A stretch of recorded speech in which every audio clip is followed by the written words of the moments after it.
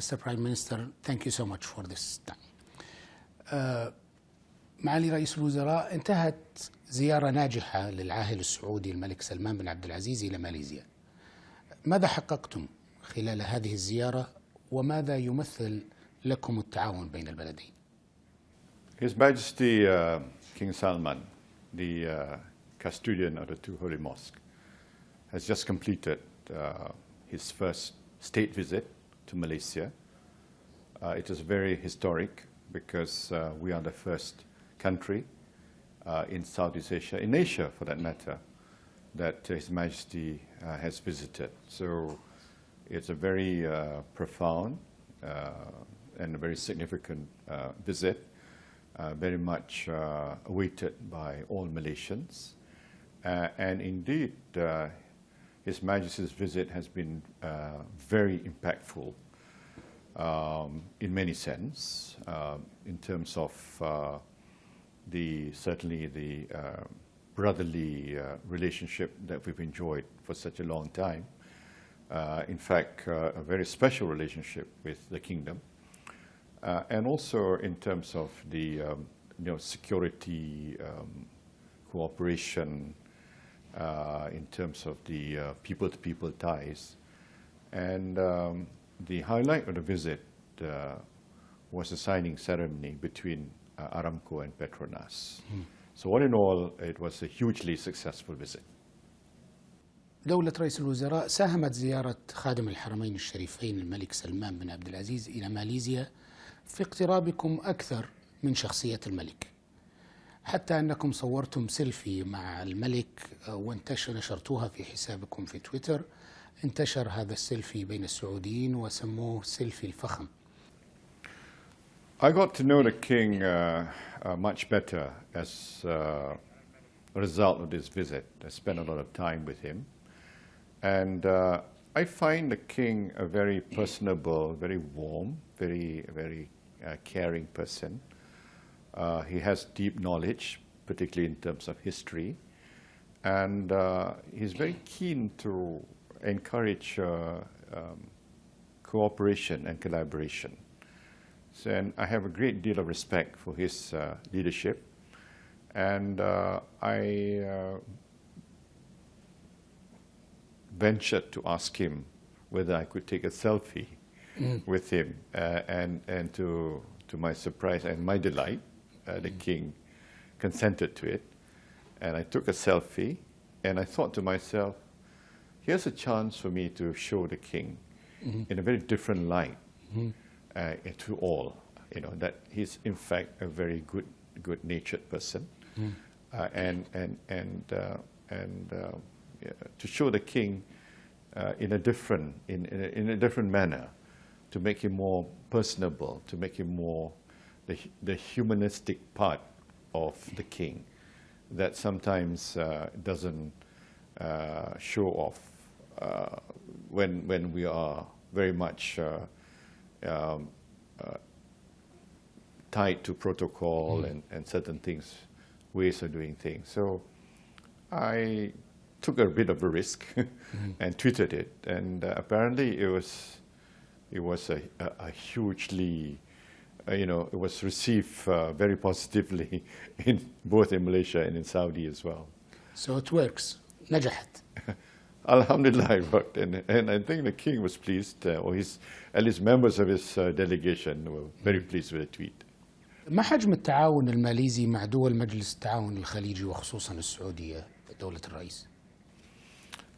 Our total trade is about 45 billion ringgit, which is roughly about $11 billion between Malaysia and the GCC countries. UAE is number one trading partner, Saudi the second. I'm confident that the economic business and trade investment will become much more positive in the future, especially since the visit of His Majesty King Salman, and also the signing between Aramco, the partnership, the new partnership between Petronas and Aramco. And also during this visit, something like quite a number of MOUs were signed by the private sector to the tune of about 9 billion ringgit, above 9 billion ringgit. So that shows there's a lot of eagerness on both sides to increase business and economic ties. Of course, I mean, the whole idea is that the level of cooperation between the whole GCC countries and Malaysia should be elevated to new heights, not only with Saudi, but with also with the other GCC countries. And I'm told that the Emir of Qatar, for example, is likely to do a state visit to Malaysia sometime this year. So I think we are going to encourage more visits both ways, so that will open up more opportunities to enhance economic ties. دولة الرئيس يصف البعض التجربة الماليزية بكونها تجربة نجاح إداري وتنموي. ما هي وصفة النجاح السرية في هذه التجربة؟ Well, we have to study where we are today. So when I took over office in 2009, one of the challenges that Malaysia faced was that we were in a so-called middle income trap. So we needed a new economic model to take us out of that middle income trap so that we can become an upper income country, a fully developed country, or an advanced economy. So I came up with the National Transformation Plan, both on the economic side, called the Economic Transformation Plan, and the Government Transformation Plan. And we decided that staying still and business as usual was not an option. We needed to do something bold. We had to do something quite courageous, because if you want to transform a nation, then you must be prepared to bring about changes and reforms. And that's exactly what we did. We understood the economic structure, and we decided on certain course of action, and we have stuck to our plan. We implemented it, we executed it, and today it's showing results. For example, in 2009, our dependency on oil was to the tune of 41%. In other words, 41% of the government revenue was dependent on oil. Today, the figure is 14%. Had we not done the transformation, we would have been in deep trouble today, because when the price of oil plummeted, certainly the government revenue, if it was too highly dependent on oil, would have been very, very badly affected. The other thing was to introduce GST and also the rationalization of subsidies. These were necessary, not entirely popular. We faced a lot of criticism, but we stayed the course. And today we're seeing the results of the actions we took a few years ago. Interesting. هل هناك تعاون بين ماليزيا ودول عربية من أجل تعميم التجربة الناجحة تنمويا الماليزية في العالم العربي؟ Well, we do have regular exchanges.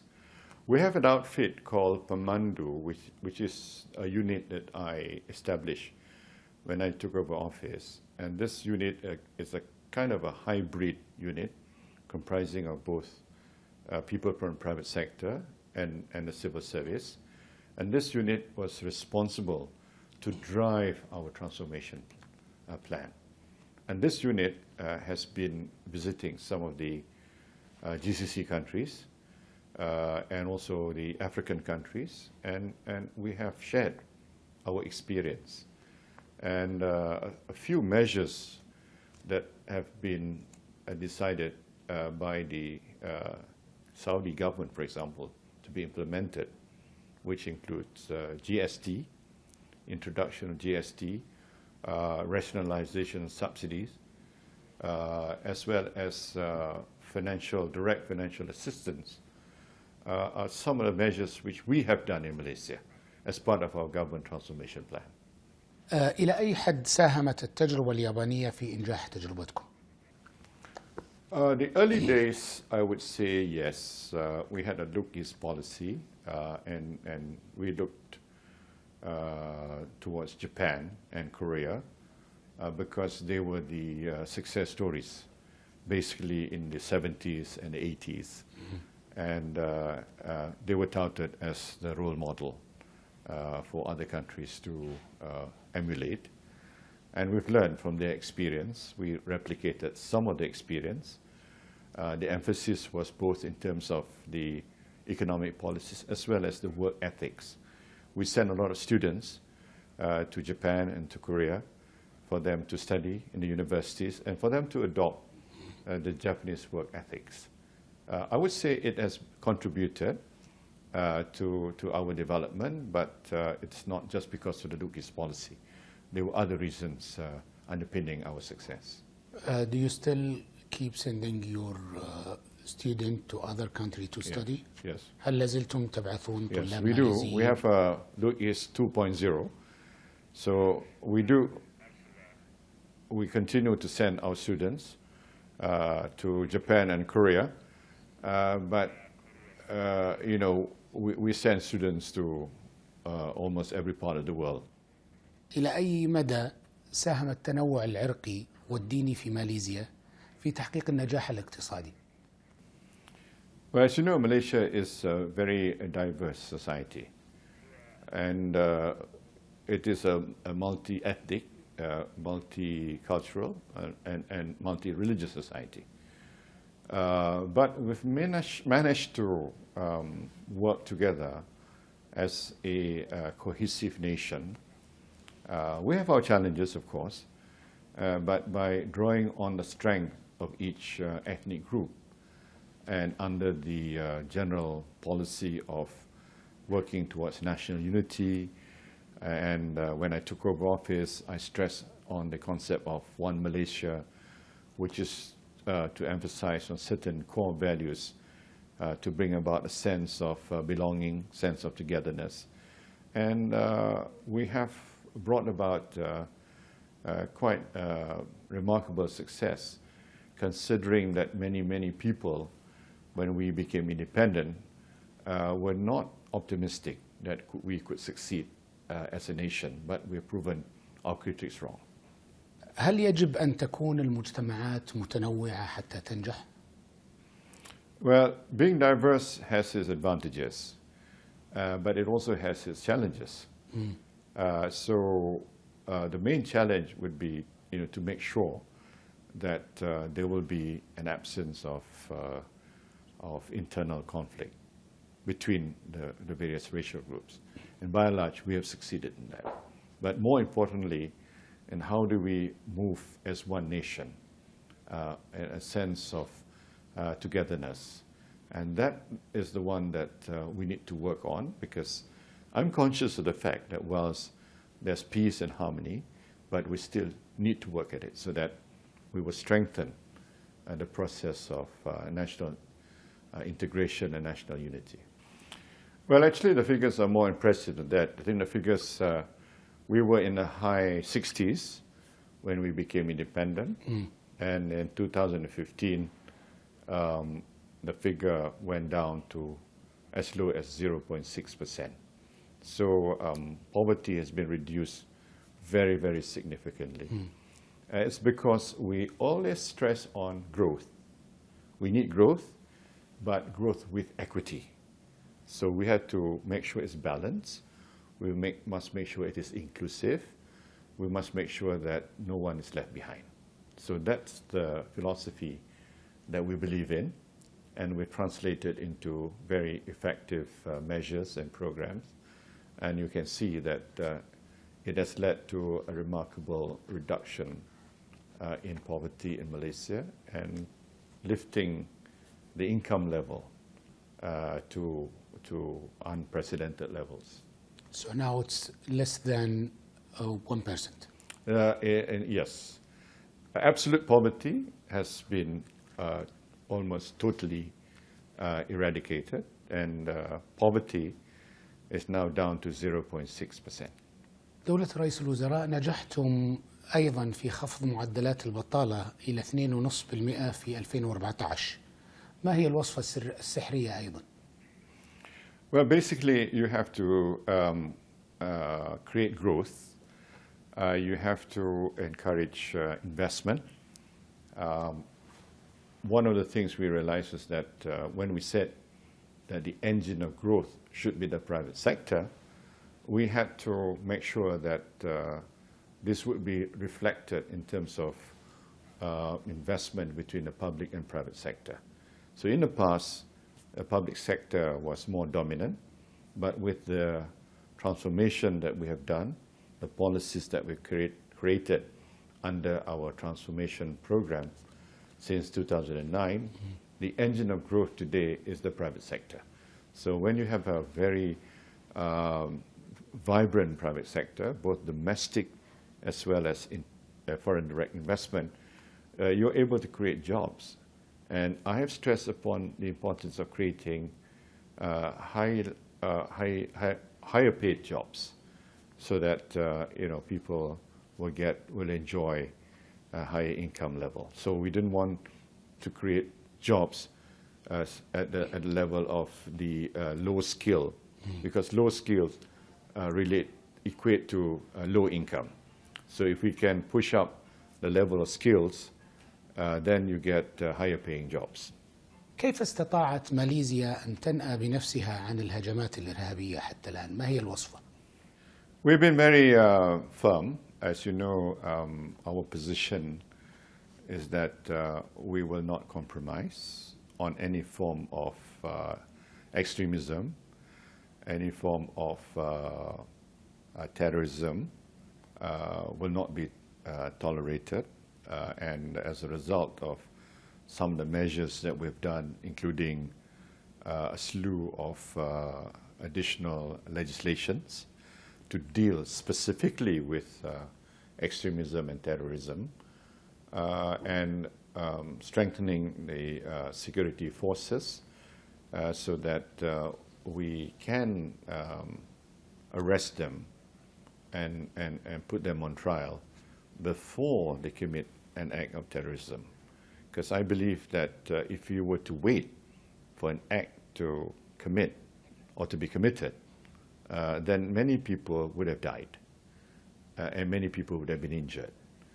But the decision, to whether to sentence them would be, you need to produce evidence in court that these people are at a point of committing an act of terrorism. And that's why we've been effective. So far, there's been no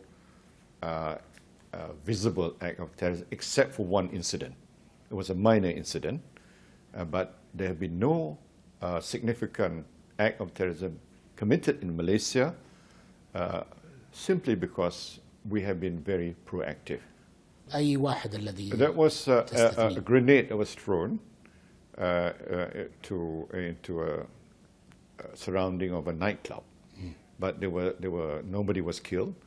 There were minor injuries, but we have arrested about 270 people who have been converted to the IS or Daesh ideology, and these people are no longer being able to commit any form of terrorism. دولة الرئيس، ما هي مساهمتكم في الحرب على الإرهاب؟ Well, we cooperate very closely with all the like-minded countries. For example, the inter-agencies cooperation is very good, which includes sharing of intelligence and also making timely intervention. We're also part of the peace process. For example, Malaysia took the leadership role to facilitate the peace in southern Philippines. We're also working with the people in Thailand, including the Thai government, to bring about peace in southern Thailand. So that's within the regional context. But beyond that, we also cooperate with other countries. Like, for example, we have some Malaysians fighting under the banner of IS in Syria, as well as Iraq. So we need cooperation with other countries because no country can deal with global terrorism on its own. دولة رئيس الوزراء، إلى أين وصلت التحقيقات في اغتيال الأخ غير الشقيق لزعيم كوريا الشمالية الذي قتل قبل أيام في مطار كوالالمبور؟ Well, as you know, we have identified the substance that was used, which is VX nerve agent, and a very, very lethal chemical weapon, which has been listed under weapons of mass destruction. We need to do a proper DNA analysis to confirm the identity of the deceased. And this is part of the normal protocol. And this is what we are awaiting to get samples of DNA to do the necessary body identification. And that is why we cannot release the body until we have confirmed in no uncertain terms the identity of the victim or the deceased. And that is why I like to make the statement that we have to accept the fact that a crime has been committed in Malaysia. We have also to understand that the substance or the weapon used is a very, very dangerous chemical weapon which should not be used at all. Because if used in large quantities, many, many people could have been killed, not just one person. So we have to take a very serious stance, and we are very determined to find out the truth, and that the people responsible should be brought to justice. Well, as you know, we have to take a very serious stance, and we have decided to charge the two women that are allegedly responsible for committing the act. And we are looking for the others as well, because we believe there are others responsible. And we will continue with the investigation and to take the necessary actions, legal, and to make sure that these people will be brought to justice, because we cannot accept not only a crime, but the use of chemical weapon in Malaysia is totally unacceptable. شكرا دولة الرئيس. Thank you.